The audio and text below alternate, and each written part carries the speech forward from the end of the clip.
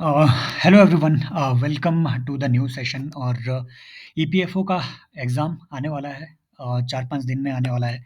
और इसी से कुछ ही दिन पहले, ठीक है, एक बॉम्बशेल ये ड्रॉप हुआ कि जो 4 लेबर कोड्स थे, वो इतने साल तक देखिए वो इम्प्लीमेंट नहीं किए गए। कुछ एक स्टेट्स की कुछ रिज़र्वेशंस थी, उनकी कुछ डिमांड्स थी कि नहीं भाई, ये सारी चीज़ें जो है हमारे यहाँ पे इन्वेस्टमेंट वगैरह के लिए थोड़ा खतरा हो सकते हैं।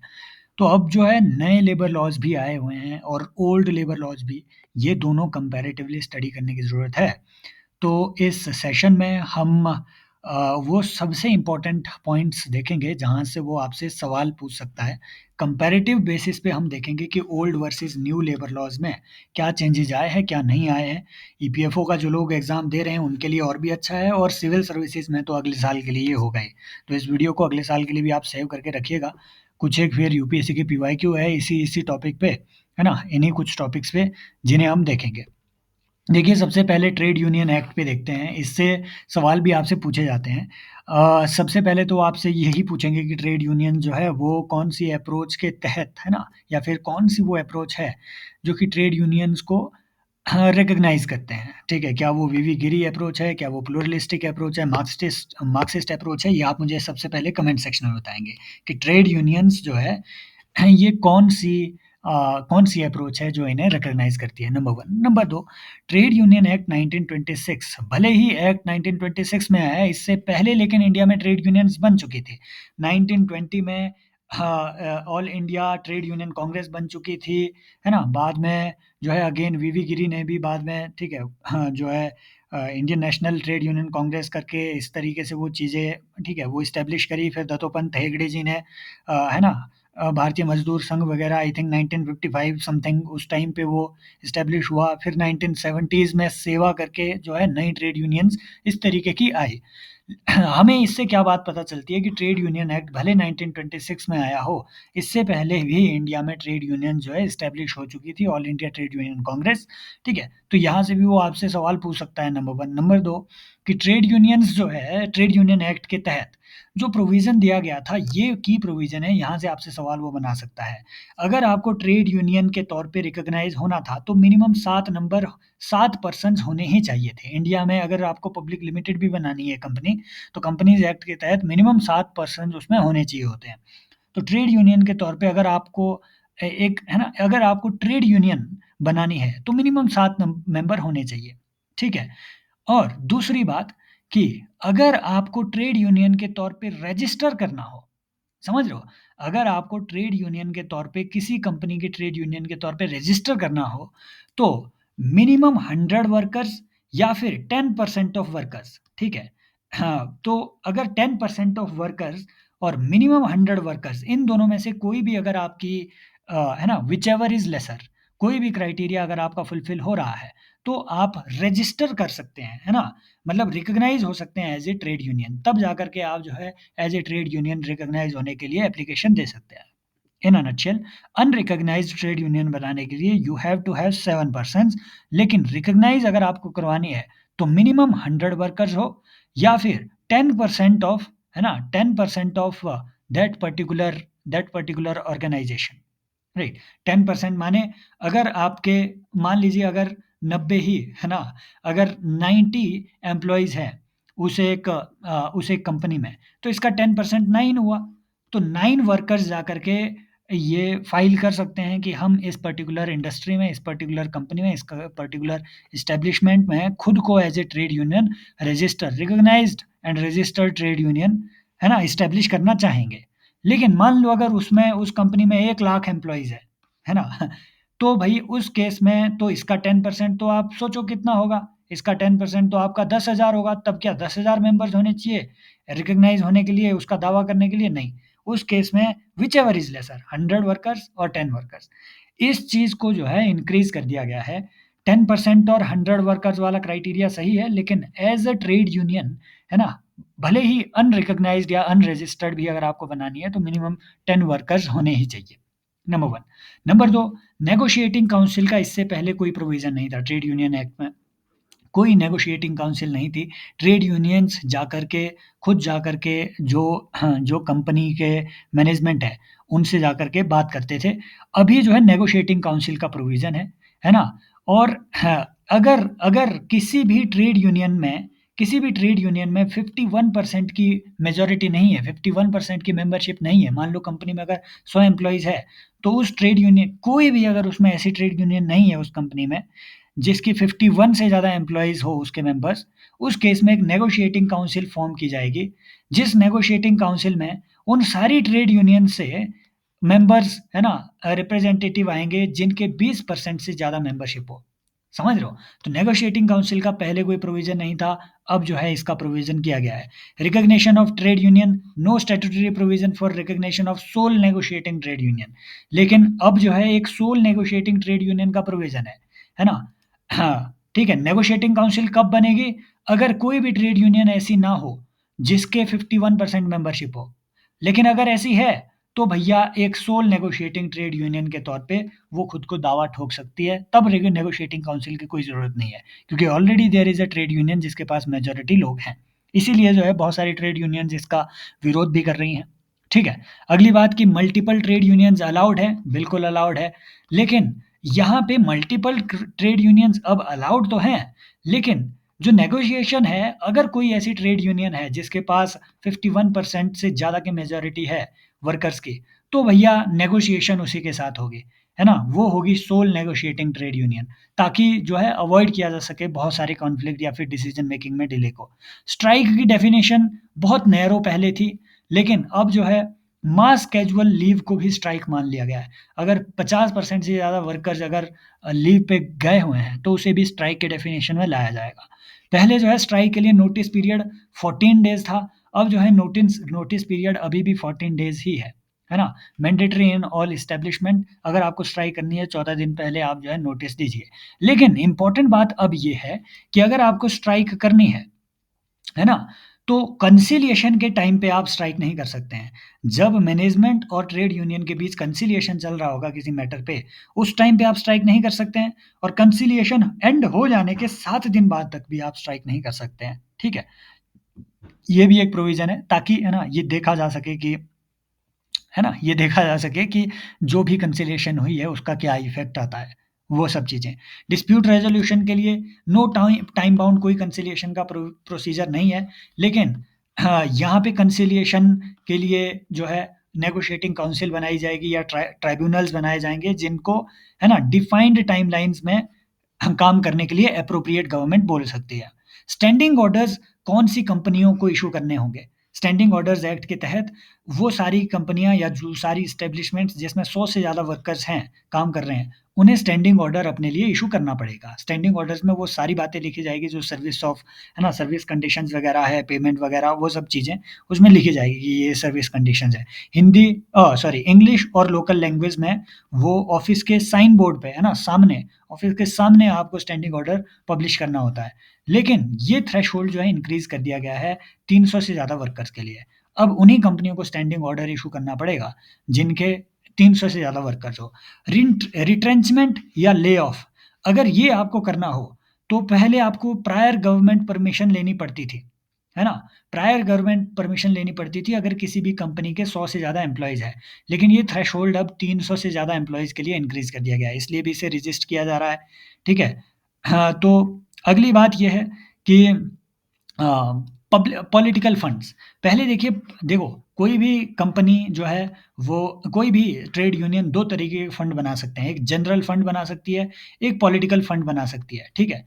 तो ये जो पॉलिटिकल फंड अब है ना? ये जो पॉलिटिकल फंड है, ये अभी भी वो बना सकते हैं, लेकिन पहले इसमें ट्रांसपेरेंसी नहीं होती थी, पॉलिटिकल फंड में, ये वॉलंटरी होता था।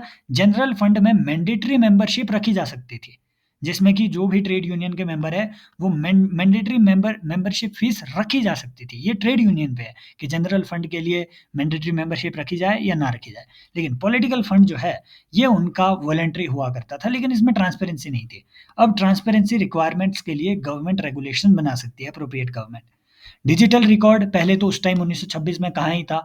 अब जो है डिजिटल रिकॉर्ड कीपिंग जो है इलेक्ट्रॉनिक ई-फाइलिंग एटसेट्रा की बातें इसमें की गई है ना?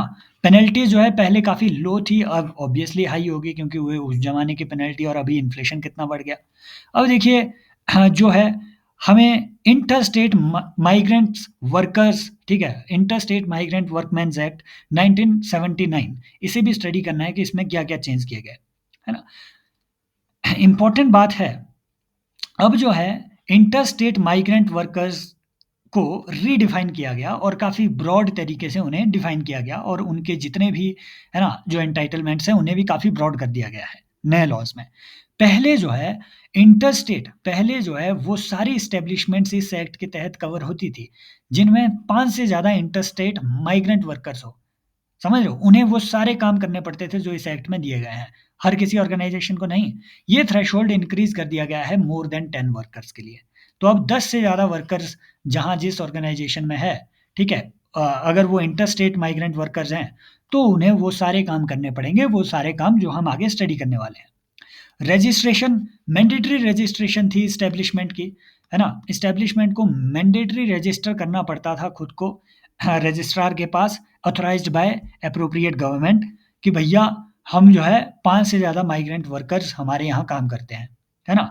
और अलग-अलग वर्कर्स के लिए अलग-अलग रजिस्ट्रेशन हुआ करती थी। अब जो है single registration for all workers, ठीक है? ये रिक्वायर्ड है, single registration for all workers, है ना? Separate licence required for different contractors.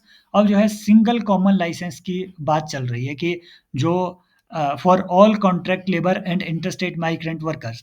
पहले क्या था कि कॉन्ट्रैक्टर को अगर मान लो यूपी से आ रहा है माइग्रेंट लेबरर कोई, उसके लिए अलग से लाइसेंस लेना है कि यूपी वाले इधर आ रहे हैं, है ना? इधर बिहार वाले के लिए अलग से। अब जो है कॉन्ट्रैक्टर, है ना? कॉन्ट्रैक्ट लेबर के लिए और इंटरस्टेट माइग्रेंट वर्कर्स के लिए, इन सब के लिए सिंगल कॉमन लाइसेंस, ठीक है, ला सकता है, समझ रहे हो? तो ये एक चेंज आया हुआ है। फिर जर्नी अलाउंस का, ठीक है, पहले वन टाइम ही हुआ करता था ये एक प्रोविज़न, अभी भी है, ठीक है? ये अभी भी है कि भैया अगर आपको टू एंड फ्रो जर्नी करनी है ना? तो मतलब जो साइट है, वर्क की साइट है, वहाँ से अगर आपको अपने घर जाना है, अपने होम स्टेट में, वहाँ से वापस आना है, तो उसके लिए जर्नी अलाउंस देना पड़ता था। ये अभी भी है लेकिन डिजिटल ट्रांसफ़र्स को इसमें प्रमोट किया जा रहा है। डिस्प्लेसमेंट अलाउंस, पहले जो है, ठीक है, पहले जो है 50% ऑफ मंथली वेजेस या ₹75 व्हिचएवर इज़ हायर, उसे एज़ ए डिस्प्लेसमेंट अलाउंस देना पड़ता था। ये अभी भी रिटेन किया गया है लेकिन रूल्स चेंज कर की जा सकती हैं बाय एप्रोप्रिएट गवर्नमेंट, ठीक है? तो वेज पैरिटी की बात हुई है ना? पोर्टेबिलिटी ऑफ वेलफेयर, ये इम्पोर्टेंट बात है। नए लेबर कोड्स में ये बात लिखी हुई है, जो भी बेनिफिट्स है, वो अब पोर्टेबल होंगे। पोर्टेबल माने अगर आप यूपी में कोई काम कर रहे हो, तो वहाँ पे तो आप राशन एक्सेस कर सकते थे, है ना? पीएफ, प्रोविडेंट फंड वगैरह, है ना? एम्प्लॉयी स्टेट इंश्योरेंस वगैरह-वगैरह, ये सब चीज़ें वहाँ क्लेम कर सकते थे। अब जो है ना? और राशन पहले पहले क्योंकि कोई भी है ना? सिंगल आपका वो नहीं होता था, क्या कहते कोई, हाँ, डिजिटाइज़ेशन नहीं था इन सब चीज़ों का। तो अब जो है राशन भी आप डिफरेंट स्टेट का डिफरेंट स्टेट में ले सकते हैं। तो आधार बेस्ड रजिस्ट्रेशन हो गई है, जितने भी वेलफेयर प्रोविज़न है अलग-अलग स्टेट में एक्सेस किए जा सकते हैं, है ना? जर्नी प्लस टोल बेनिफिट्स, इसके लिए पहले कोई एक्सप्लिसिट प्रोविज़न नहीं था। अब जो है मान लीजिए अगर उन्हें एक स्टेट से दूसरे स्टेट में आना है, तो टोल फीस और ट्रैवल कॉस्ट को रीइम्बर्स करना पड़ता है। समझ रहे हो? डिजिटल डेटाबेस रखने की अब ज़रूरत है। इंटर स्टेट कोऑर्डिनेशन, है ना? की बात की जा रही है कि अलग-अलग स्टेट जो है रियल टाइम डेटा शेयर करेंगे, राइट? तो ये सब चीज़ें। और इम्पोर्टेंट बात है कि बेनिफिशियरी की डेफ़िनेशन, जो मैंने कहा था कि इंटरस्टेट माइग्रेंट्स की जो डेफ़िनेशन है, उसे भी एक्सपेंड कर दिया गया है। अब जो सेल्फ एम्प्लॉयड माइग्रेंट्स हैं, है ना? वो भी वो भी इसमें इंक्लूड किए गए हैं इंटरस्टेट माइग्रेंट्स में, है ना? So they need to register on a portal provided by appropriate government. तो सेल्फ एम्प्लॉयड लोग भी खुद को as an interstate migrant worker register कर सकते हैं, राइट? प्रोवाइडेड कि वो किसी एक ऐसी ऑर्गेनाइज़ेशन में काम कर रहे हो जो उन्हीं की अपनी हो और उसमें 5 से ज़्यादा इस तरीके के माइग्रेंट वर्कर्स हो। तो वो सेल्फ एम्प्लॉयड लोग भी खुद को रजिस्टर कर सकते हैं। सेल्फ सर्टिफ़िकेशन का इसमें प्रोविज़न है ना? अकोमोडेशन एंड फैसिलिटीज़ का प्रोविज़न, ठीक है, ये तो पहले भी था कि बेसिक प्रोविज़न्स, है ना? Accommodation, sanitation etcetera. Inspector system, ये तो सारे ही मैक्सिमम लॉज़ में इंस्पेक्टर का जो सिस्टम है वो दिया गया है। हालाँकि पहले उन्हें इंस्पेक्टर कहा जाता था, अब ये इंस्पेक्टर कम फैसिलिटेटर हो गए हैं, कि भैया अब इन्हें ना सिर्फ़ इंस्पेक्ट करना है कि भैया ये लेबर लॉ फ़ॉलो हो रहा है या नहीं, फैसिलिटेट भी करना है। कि इस लेबर लॉ को फ़ॉलो करने के लिए ये ज़रूरतें हैं और ये हम इस तरीके से आपको फैसिलिटेट करते हैं। है ना? ग्रीवियंस रिड्रेसल के मैकेनिज़्म पहले कोई क्लियरली ऐसे प्रोवाइडेड नहीं थे, जो बाकी लॉज़ के तहत जो लेबर ट्रिब्यूनल एस्टेब्लिश्ड थे, जैसे इंडस्ट्रियल डिस्प्यूट एक्ट वगैरह हो गया, उसके थ्रू ही जो है ये सब चीज़ें इसके अंडर भी केसेज़ हियर किए जाते थे। लेकिन अब जो है इसमें क्लियर मैकेनिज़्म प्रोवाइड किया गया है, duty of employer to assist grievances etcetera. तो ये बताया गया है कि जो एम्प्लॉयर है, वो ही एक ग्रीवियंस रिड्रेसल मैकेनिज़्म एस्टेब्लिश करेगा फर्स्ट टियर का। उसके बाद जो है लेबर ट्रिब्यूनल वगैरह में इश्यूज़ रेज़ किए जा सकते हैं। अब आते हैं building and construction workers act, ये भी एक इम्पोर्टेंट चीज़ है। पहले जो है बिल्डिंग एंड कंस्ट्रक्शन वर्कर्स है ना, कंस्ट्रक्शन वर्कर्स एक्ट में वो सारे लोग कवर हुआ करते थे, है ना? वो सारी एस्टेब्लिशमेंट कवर होती थी जिसमें 10 से ज़्यादा कंस्ट्रक्शन वर्कर्स काम कर रहे हैं। इसे इसे जो है ना? ये जो थ्रेशोल्ड है, ये अभी भी सेम ही रखा हुआ है, ठीक है? तो लेकिन अब जो है सिंगल जो है रजिस्ट्रेशन है अलग-अलग कैटेगरी के लोगों के लिए। तो 10 से ज़्यादा कंस्ट्रक्शन वर्कर्स अगर कहीं पे काम कर रहे हैं, तो उन पे वो सारे ऑब्लिगेशंस लगेंगे, जो कि अभी हम आगे पढ़ेंगे, ठीक है? रजिस्ट्रेशन एंड एस्टेब्लिशमेंट, ठीक है? तो पहले जो है अलग-अलग है ना बिल्डिंग और अदर कंस्ट्रक्शन वर्कर्स के लिए अलग-अलग रजिस्ट्रेशन करनी पड़ती थी। अब यूनिफाइड रजिस्ट्रेशन सिस्टम है, यही याद रखो कि यूनिफाइड रजिस्ट्रेशन सिस्टम किया गया है। डेफिनिशन ऑफ वर्कर को बहुत ब्रॉड कर दिया गया है, क्लियर डेफिनिशन दी गई है ना? और काफ़ी informal category, contract labours etcetera इन सबको इसमें इंक्लूड किया गया है। पहले जो है जो बीओसीडब्ल्यू हाँ, ठीक है, जो एक्ट था इसमें बीओसीडब्ल्यू वेलफेयर बोर्ड, है ना? Building and construction workers welfare board हर एक स्टेट में कॉन्स्टिट्यूट करना वो मैंडेटरी था, राइट? लेकिन अब जो है जो सिस्टम है ये अभी भी रिटेन किया गया है, but it has been integrated with social security code for portability. तो अब इन दोनों का है ना, building and construction workers welfare board और सोशल सिक्योरिटी के लिए जो बोर्ड इस्टेब्लिश किए जाएंगे स्टेट में, वो इंटीग्रेटेड बोर्ड होंगे इन अ नटशेल। अभी भी इसमें बहुत कन्फ्यूजन है कि क्या किया जाएगा, क्योंकि अभी 2-3 दिन पहले ही तो ये लागू हुए हैं। कई स्टेट्स ने अभी इसके लिए कोई भी बेसिक इंफ्रास्ट्रक्चर वगैरह कोई वो अभी अलग से तैयार नहीं किया है ना? बिल्डिंग एंड कंस्ट्रक्शन वर्कर्स के वेलफेयर के लिए सेस जो कलेक्शन है ना? ये 1 से 2% के सेस कंस्ट्रक्शन कॉस्ट का एक सेस चार्ज किया जाएगा फ्रॉम द कॉन्ट्रैक्टर्स। ये अभी भी जो है रिटेन किया गया है, लेकिन डिजिटल पेमेंट एटसेट्रा को प्रमोट किया गया है। समझ रहे हो? नेक्स्ट कि सेफ्टी प्रोविजंस, पहले जो है काफ़ी स्कैटर्ड सेफ्टी रूल्स वगैरह थे, है ना? इल डिफाइंड थे। अब जो है कंसोलिडेटेड है कि भैया आपको जो है स्कैफोल्डिंग वगैरह, मशीनरी वगैरह, पीपीई किट्स वगैरह ये सब देने पड़ेंगे उन्हें। ये मैंडेटरी कर दिया गया है, ठीक है? पोर्टेबल बेनिफिट्स, वही बात कि आधार बेस्ड सिस्टम जो भी सोशल सिक्योरिटी वगैरह है वो पोर्टेबल की गई है। इम्पोर्टेंट बात, सबसे इम्पोर्टेंट बात न्यू लेबर कोड्स में ये है, पहले जो है फीमेल्स को है ना इंडस्ट्रियल वो क्या कहते हैं उसे फैक्ट्रीज़ एक्ट के तहत भी फीमेल को रात की शिफ्ट में काम करने की इजाज़त नहीं थी। 7 पीएम से 6 एएम तक फीमेल्स काम नहीं कर सकते थे, ये अब हटा दी गई है। एडोलेसेंट्स को एडोलेसेंट्स को जो कि अलग-अलग एक्ट के तहत अलग-अलग ऐज के हैं, है ना? फॉर एग्ज़ाम्पल जैसे आपके जो फैक्ट्रीज़ एक्ट है इसके तहत एडोलेसेंट की डेफ़िनेशन दी गई है 15 से 18 इयर्स तक। तो ये किसी भी हार्मफुल फैक्ट्री में तो काम नहीं कर सकते हैं, माइन वगैरह में काम नहीं कर सकते हैं, लेकिन नॉन हज़ार्डस वर्क में ये पार्टिसिपेट कर सकते थे। बट उसमें भी, है ना? अब एडोलेसेंट्स जो है अलग-अलग एक्ट में अलग-अलग डिफाइंड है। न्यू लेबर कोड्स में एडोलेसेंट्स की डेफिनिशन है 14 से लेके 18 साल के। इससे पहले चाइल्ड है, इसके बाद एडल्ट है ना? और सिमिलरली जो चाइल्ड लेबर प्रोहिबिशन एक्ट है इसमें भी 14 से लेके 18 साल ये एडोलेसेंट्स की डेफिनिशन दी गई है। लेकिन फैक्ट्रीज़ एक्ट में ये एडोलेसेंट की डेफिनेशन दी गई थी। तो जो एडोलेसेंट्स हैं, इन पे बंदिश अभी भी है कि ये 7 बजे से लेके सुबह 8 बजे तक, है ना? वुमेन पे पहले थी 7 पीएम टू 6 एएम, इन पे है 7 पीएम टू 8 एएम। इस ड्यूरेशन में ये काम नहीं कर सकते। मैक्सिमम इनसे पर डे जो काम करवाया जा सकता है वो 6 आवर का है। उसमें भी 3 घंटे के बाद मैंडेटरीली 1 घंटे की इनको रिलैक्सेशन देनी की है ना, 1 घंटे की आपको थोड़ा लीव देने की ज़रूरत है।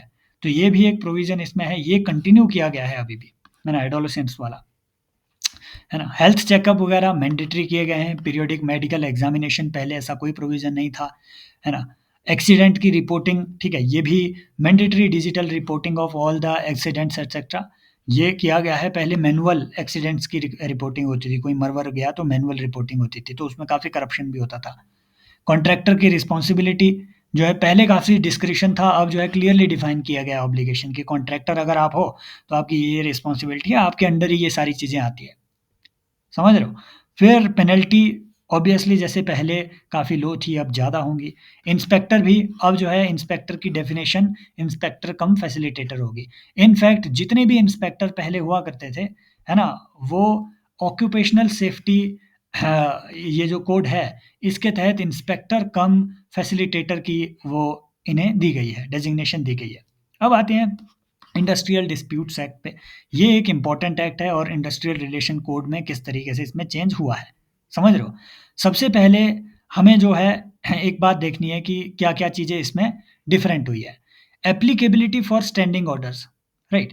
ये थ्रेशोल्ड जो है स्टैंडिंग ऑर्डर इश्यू करने के लिए किसी भी इंडस्ट्री के लिए पहले 100 वर्कर था कि 100 वर्कर से ज़्यादा अगर काम कर रहे हैं तो आपको स्टैंडिंग ऑर्डर इश्यू करना ही होगा, ठीक है? लेकिन ये जो है ये अब इंक्रीज़ कर दिया गया है 300 वर्कर्स के लिए कि 300 से ज़्यादा वर्कर्स अगर हैं, तो अगर आपको गवर्नमेंट को पहले, है ना, इंडस्ट्रियल डिस्प्यूट एक्ट में प्रोविज़न ये था कि अगर अगर ले ऑफ या रिट्रेंचमेंट या फिर क क्लोज़र अगर आपको करना है ना? अगर कंपनी का क्लोज़र हो जाता है तो 2 या आई थिंक 3 दिन के अंदर जो है आपको वेज पेमेंट दे देनी पड़ती है। समझ रहे हो?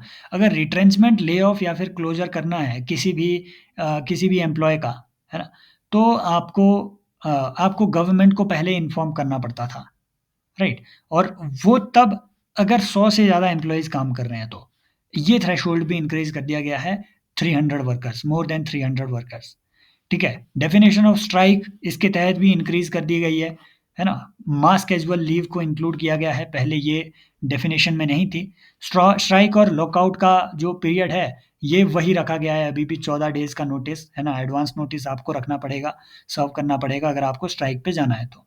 Grievance redressal committee mandatorily form की जानी चाहिए इन ऑल द एस्टेब्लिशमेंट जिसमें 20 से ज़्यादा वर्कर काम कर रहे हैं, ठीक है? तो ये भी आपको ध्यान में रखना है। नेगोशिएटिंग यूनियन, पहले कोई ऐसा प्रोविज़न नहीं था, हमने ऊपर देखा सोल नेगोशिएटिंग यूनियन का कि अगर कोई ऐसी ट्रेड यूनियन है किसी एक कंपनी में, किसी एस्टेब्लिशमेंट में जिसके 51 से परसेंट से ज़्यादा वर्कर उसके मेंबर हैं, तो वो यूनियन ही सोल नेगोशिएटिंग यूनियन होगी, बाकी ट्रेड यूनियन के साथ डिस्कशन करना मैंडेटरी नहीं होगा। लेकिन अगर सोल नेगोशिएटिंग यूनियन नहीं है, तो नेगोशिएटिंग काउंसिल फॉर्म की जाएगी। इस नेगोशिएटिंग काउंसिल में वो सारी ट्रेड यूनियन के रिप्रेजेंटेटिव आएँगे, जिनके 20% से ज़्यादा मेंबर्स उनके पास मेंबरशिप है ना? तो मैक्सिमम टू मैक्सिमम ऐसी 5 यूनियनें आ सकती हैं नेगोशिएटिंग काउंसिल में, मैक्सिमम टू मैक्सिमम, ऐसे भी वो आपसे सवाल पूछ सकता है। मैक्स टू मैक्स 5 यूनियनें आ सकती है नेगोशिएटिंग काउंसिल में। डिस्प्यूट रेज़ोल्यूशन बॉडीज़, है ना?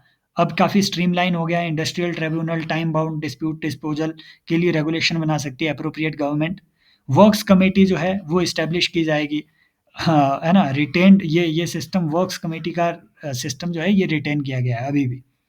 कंसिलिएशन प्रोसेस जो है, टाइम बाउंड कंसिलिएशन का प्रोसेस, हमने देखा कि अगर कंसिलिएशन चल रहा है, तो उस टाइम पे और प्लस 7 डेज़ के बीच आप स्ट्राइक नहीं कर सकते हैं, ठीक है? नोटिस फॉर चेंज वगैरह, है ना? ले ऑफ का कंपनसेशन एटसेट्रा, ये सब चीज़ें रिटेन कर दी गई है, अभी भी रिटेन्ड है ना? और रीस्किलिंग फंड, ये एक इम्पोर्टेंट बात है जो नई चीज़ ऐड हुई है। पहले रीस्किलिंग फंड का कोई प्रोविज़न नहीं था। अब जो है एम्प्लॉयर को, अगर मान लीजिए आप किसी भी एम्प्लॉयी को रिट्रेंच करते हैं, है ना? निकालते हैं अपनी कंपनी से, तो भैया उसकी जो लास्ट ड्रॉन सैलरी है, उसका 15 दिन की, मतलब एक तरीके से आप कहो कि उसकी 50% सैलरी 15 दिन की लास्ट ड्रॉन सैलरी उसे रीस्किलिंग फंड में डालना पड़ेगा। उसका यूज़ किया जाएगा उन सारे एम्प्लॉइज़ को रीस्किल करने के लिए ताकि वो किसी दूसरी कंपनी में जाके काम कर सकें। समझ रहे हो? तो वो सब चीज़ें हैं, पेनल्टी अगेन ये थोड़ी ज़्यादा हो गई है। डिजिटल कंप्लायंस का जैसा कि हमने देखा हर एक वेजेज़ में वो हाँ, प्रोविज़न रखा गया है। अब आते हैं मिनिमम वेजेज़ एक्ट पे, है ना? मिनिमम वेजेज़ एक्ट 1948, इसमें क्या प्रोविज़न किया गया है? देखिए मिनिमम वेज, ठीक है? वेजेज़ को एस्टेब्लिश करने के लिए 2 एक्ट होते हैं एक्चुअली, एक पेमेंट ऑफ वेजेज़ एक्ट है, एक मिनिमम वेजेज़ एक्ट है। पेमेंट ऑफ वेजेज़ एक्ट कहता था कि अगर आपकी कंपनी में 1000 से ज़्यादा एम्प्लॉइज़ हैं, 1000 से ज़्यादा एम्प्लॉयी है, तो आपको 10 तारीख नेक्स्ट में मंथ के 10th डे के पहले-पहले पे कर देना पड़ेगा, है ना? उन एम्प्लॉइज़ को। अगर इससे कम है, तो 7th डे नेक्स्ट मंथ के 7th डे से पहले-पहले पे करना पड़ देगा। ये आपको पेमेंट ऑफ वेजेज़ एक्ट में लिखा हुआ है, राइट? इम्पोर्टेंट बात है। और पेमेंट ऑफ वेजेज़ 30 दिन के अंदर-अंदर आपको पे करनी है, राइट? दैट मीन्स कि महीने के बाद ही max to max payment cycle 30 दिन का हो सकता है, 30 दिन से ज़्यादा का नहीं हो सकता है। ये लीगल प्रोविज़न है ना? मिनिमम वेजेज़ एक्ट क्या कहता है कि मिनिमम वेजेज़ सेटअप किए जा सकते हैं बाय द गवर्नमेंट। 2 रूट्स होते हैं इसके, एक है कमिटी रूट, है ना? एक है गैजेट रूट, है ना? गैजेट ठीक है, गैजेट में जो है मिनिमम वेजेज़ अगर पब्लिश करे सरकार, तो भी जो है मिनिमम वेजेज़ को जो है वो एस्टेब्लिश किया जा सकता है। अगर कमिटी रूट को फ़ॉलो करे, दैट मीन्स अगर कमिटी फ़ॉर्म करके गवर्नमेंट ने कमिटी फ़ॉर्म की, कमिटी ने रिकमेंड किया कि ये मिनिमम वेजेज़ जो है वो रखी जाए और फिर गैजेट में नोटिफ़िकेशन पब्लिश की गई, तब किसी भी तरीके की पब्लिक कंसल्टेशन की ज़रूरत नहीं है उसमें। लेकिन अगर गैजेट रूट जो है फ़ॉलो किया है, तो सरकार क्या करेगी, पहले गैजेट में प्रपोज़ल रखेगी कि हम चाहते हैं कि ये मिनिमम वेजेज़ हो, और फिर ऑब्जेक्शन इनवाइट करेगी कि भैया, है ना? हाँ, ऑब्जेक्शन जो-जो भी पार्टीज़ हैं, वो 3 महीने के अंदर ऑब्जेक्शन जो है वो यहाँ लगाए, और ऑब्जेक्शंस जो-जो उनके ऑब्जेक्शंस होंगे, ठीक है? उन ऑब्जेक्शंस को लिसन करके फिर फाइनल नोटिफ़िकेशन डाली जा सकती है ना? सरकार के द्वारा, और फिर वो जो है अप्लाई होगा मिनिमम वेजेज़। तो मिनिमम वेजेज़ एक्ट ओल्ड, जो मिनिमम वेजेज़ एक्ट है, ये अप्लाई करता है only to workers in scheduled employment. आगे जो है सवाल भी इससे पूछा गया है कि शेड्यूल्ड एम्प्लॉयमेंट का प्रोविज़न कहाँ पे है, ठीक है? हम देखेंगे अभी इसमें, है ना? आई थिंक यहाँ पे, है ना? ये देखो, शेड्यूल्ड एम्प्लॉयमेंट का प्रोविज़न कहाँ है? तो ये इधर है, मिनिमम वेजेज़ एक्ट के तहत है, समझ रहे हो? तो यहाँ से इस तरीके से वो आपसे सवाल पूछ लेता है पीवाईक्यू में, ये 2023 का ही सवाल है ना? लेकिन अब जो है यूनिवर्सल कवरेज रखी गई है, यूनिवर्सल कवरेज रखी गई है। पहले जो है मिनिमम वेजेज़ एक्ट के तहत वो सारे एम्प्लॉइज़ ही कवर होते थे, जिनके 24,000 रुपए से, है ना, कम की, हाँ, जिनकी सैलरी हो, समझ रहे हो? अब जो है यूनिवर्सल कवरेज है, सभी को मिनिमम वेजेज़, है ना, वो प्रोविज़न रखा गया है। डेफिनेशन ऑफ वेज जो है अलग-अलग लेबर लॉज़ के लिए पहले अलग-अलग थी, अब जो है चारों लेबर लॉज़ के लिए वेजेज़ की जो डेफिनेशन है वो सेम ही होती है। वेजेज़ में आपके क्या नहीं आता है? आपका डियरनेस अलाउंस नहीं आता है, ट्रैवल अलाउंस नहीं आता है ना? हाँ, आपका ईपीएफ, है ना, प्रोविडेंट फंड के जो कंट्रीब्यूशंस है वो आपके वेजेज़ की डेफिनेशन में नहीं आते हैं, ये बात आपको ध्यान में रखनी है। पहले कोई नेशनल फ्लोर वेज का कोई प्रोविज़न नहीं था, हालाँकि सरकार बाय नोटिफ़िकेशन अपने हिसाब से ठीक है, नेशनल मिनिमम वेज है ना, बार-बार पब्लिश करती थी। फॉर एग्ज़ाम्पल मनरेगा की मिनिमम वेज वगैरह हो गया। लेकिन अब जो है स्टैट्यूटरी नेशनल फ्लोर वेज का कॉन्सेप्ट ला दिया गया है, फ्लोर वेज। इससे नीचे स्टेट्स अपनी फ्लोर वेज नहीं रख सकते हैं। इससे ऊपर रख सकते हैं। मान लो अगर सेंटर ने बोला कि ₹300 होगा फ्लोर वेज, इससे नीचे स्टेट्स स्टेट्स अपना अलग से फ्लोर वेज रख सकते हैं, लेकिन इससे ऊपर रख सकते हैं, इससे नीचे नहीं रख सकते। ये एक इम्पोर्टेंट बात है। और मिनिमम वेजेज़ जो है हर 5 साल बाद जो है वो रिवीज़न होना चाहिए उसका, अकॉर्डिंग टू प्रीवियस एक्ट। अब जो है रिवीज़न एनुअली होगा, according two variable dearness allowance का जो रेशो है ना? वेरिएबल डीए के आसपास के हिसाब से हर साल जो है ये वेरी होगा। Fixation of minimum wage factor जो है वेज बेस्ड स्किल वगैरह, पहले जो है मिनिमम वेजेज़ अलग-अलग तरीके से रखे जा सकते थे। स्किल के लिए अलग से, एरिया के लिए अलग से, कौन-सी कंपनी में आप काम करते हैं उससे अलग से, एस्टेब्लिशमेंट वाइज़ अलग से। अब जो है कुछ और क्राइटेरिया एडेड है कि भैया हज़ार्ड लेवल जिसमें ज़्यादा है उसका मिनिमम वेज ज़्यादा रखा जा सकता है। जियोग्राफिक लोकेशन जहाँ टफ़ है वहाँ पे मिनिमम वेज ज़्यादा रखा जा सकता है। क्लैरिटी इन कंपोनेंट, अब थोड़ा क्लैरिटी आई है और ज़्यादा क्लैरिटी इसमें आई है। पहले कोई भी वेरिएबल डीए का कोई प्रोविज़न नहीं था। अब जो है mandatory annual revision of of minimum wages as per variable DA का प्रोविज़न है। इम्पोर्टेंट बात है, ठीक है? इंस्पेक्टर सिस्टम, अगेन इंस्पेक्टर कम फैसिलिटेटर का सिस्टम है। रजिस्ट्रेशन सिंगल इलेक्ट्रॉनिक रजिस्ट्रेशन, जैसे कि हमने ऊपर पढ़ा। ओवरटाइम पेमेंट, पहले जो है ओवरटाइम पेमेंट का प्रोविज़न था। इवन अगर आप जो है 9 घंटे से ज़्यादा अगर आप काम करते हैं, ठीक है? पहले प्रोविज़न क्या था कि मैक्सिमम आप 9 घंटे काम कर सकते हैं पर डे, जिसमें आपको लीव का भी प्रोविज़न है, हाफ, है ना? और उसके बाद 1 वीक में आप ज़्यादा से ज़्यादा 48 आवर्स तक काम कर सकते हैं। इससे ज़्यादा जितना भी आपसे काम करवाया जा रहा है उसमें आपको ओवरटाइम पेमेंट होती है। ओवरटाइम पेमेंट कंपनी खुद भी डिसाइड कर सकती है, वो 3x 4x दे सकती है, लेकिन मिनिमम ओवरटाइम कितना होगा वो 2x होगा नॉर्मल पेमेंट का। तो ये आपको ध्यान में रखना है। तो यूनिफ़ॉर्म ओवरटाइम रेट, अब जो है यूनिफ़ॉर्म ओवरटाइम रेट जो है अक्रॉस ऑल सेक्टर्स हाँ, जो है एस्टेब्लिश किए जाएँगे बाय एप्रोप्रिएट गवर्नमेंट, है ना?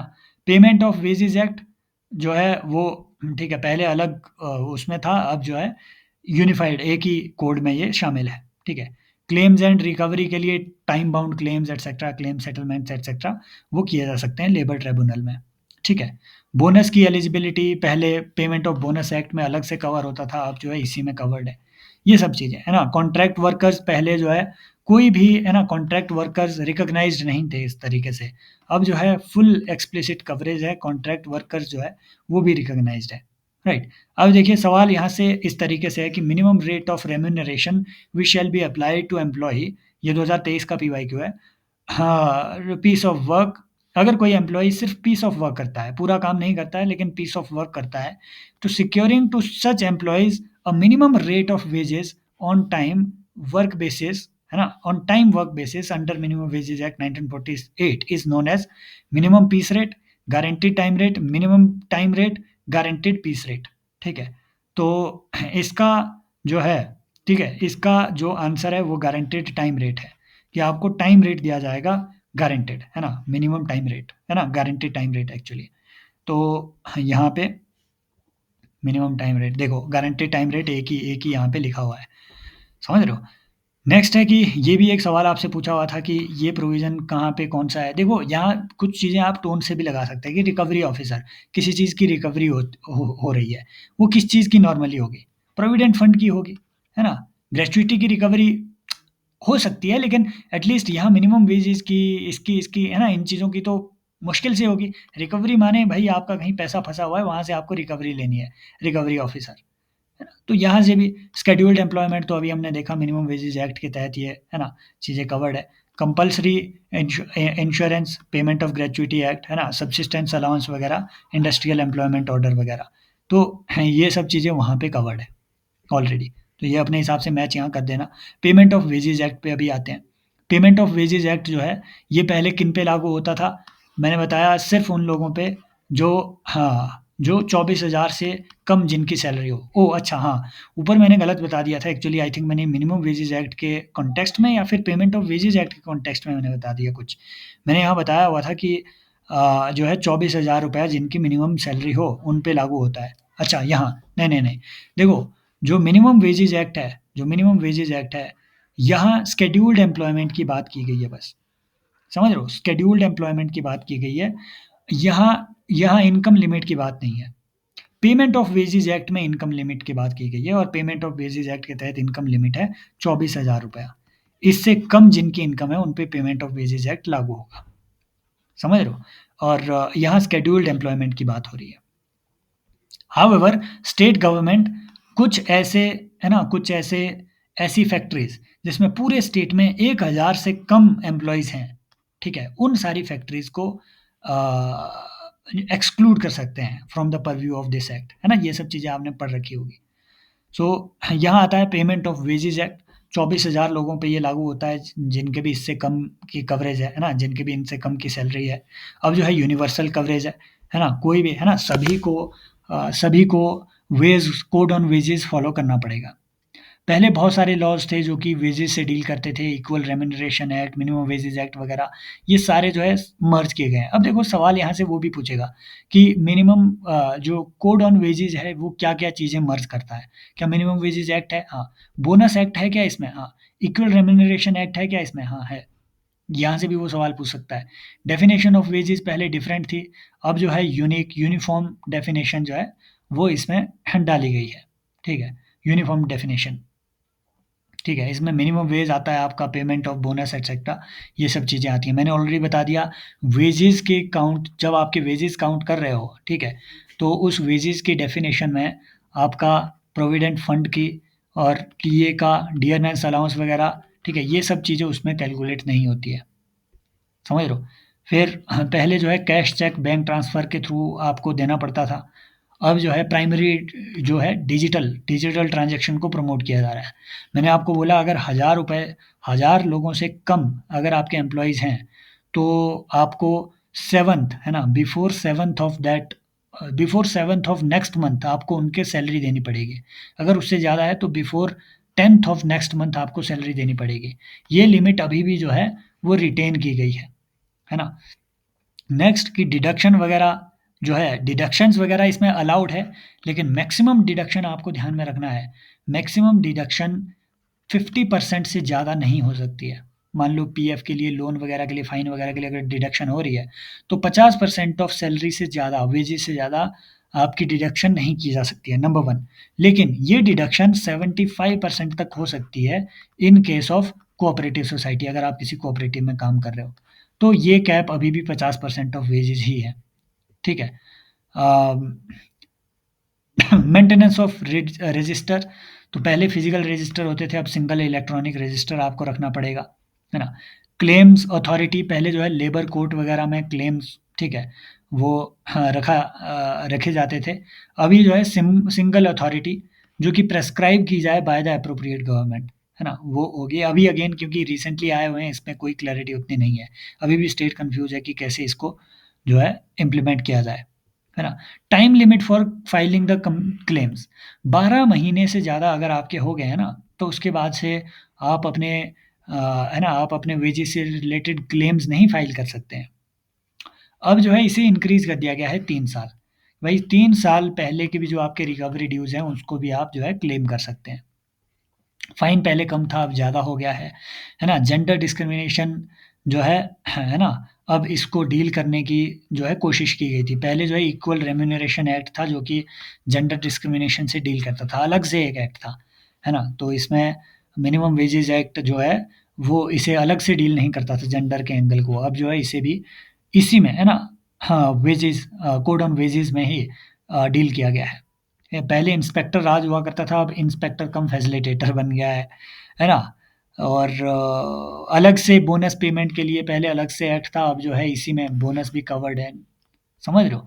और बोनस आप बताएँगे मुझे कि मिनिमम कितना होता है और मैक्सिमम कितना हो सकता है, ठीक है? ये लिमिट अभी भी रिटेन की गई है। Not part of payment of wages, पहले कोई है ना ओवरटाइम वेजेस का प्रोविज़न पहले जो है ना, अलग से पेमेंट ऑफ वेजेस एक्ट में, ठीक है, वो बस इतना लिखा हुआ था कि आपको डबल पेमेंट करना पड़ेगा, लेकिन कितनी होंगी ओवरटाइम वेजेस ये मिनिमम वेजेस एक्ट में लिखा हुआ था। समझ रहे हो मेरी बात को? ये प्रोविज़न ज़रूर था कि आपको ओवरटाइम के लिए वेज पे करना पड़ेगा, लेकिन कितना वो वेज होगा, ये और वो वेज डिसाइड कैसे किया जाएगा, वो मिनिमम वेजेस एक्ट में था, वो पेमेंट ऑफ वेजेस एक्ट में नहीं था। ये जो है अब यूनिफ़ॉर्म कर दिया गया है, ठीक है, इसी में ही ऑब्वियसली। तो ये चीज़ें हैं। जैसे यहाँ पे एक सवाल पूछा गया है 2023 का ये पीवाईक्यू है। An employee shall be covered under the provision of payment of wages act 1936 should the employee be drawing maximum monthly wage of, बताओ कितना है? 21 है या 24 है? 24,000। तो इस तरीके के सवाल भी कभी-कभी वो आसान सवाल आपसे पूछे जा रहे हैं, ठीक है। ये कुछ एक इम्पोर्टेंट चेंजेज़ थे जो मुझे दिखे न्यू लेबर लॉज़ में, न्यू लेबर कोड्स में, है ना? जो कि लेबर लॉज़ से रिलेटेड है ना? तो आपको ये सब चीज़ें कैसी लगी आप मुझे कमेंट सेक्शन में ज़रूर बताइएगा और सब्सक्राइब कीजिए, शेयर कीजिए अपने दोस्तों के साथ भी, है ना? और हाँ, है ना? कोई इसमें त्रुटियाँ हों तो कमेंट सेक्शन में ज़रूर उन्हें हाइलाइट कीजिए कि हाँ, ये त्रुटियाँ इसमें रही है। Why? Because I am not a labour law expert. ये बस नेक्स्ट ईयर के प्री वालों के लिए भी ये इम्पोर्टेंट है, ठीक है? यहाँ से 1-2 सवाल बन सकते हैं, तो आप ध्यान रखें। Thank you so much, take care, bye bye, as always love you all and you can join our PYQ research programme, log in to civilspot.in. Take care, bye-bye.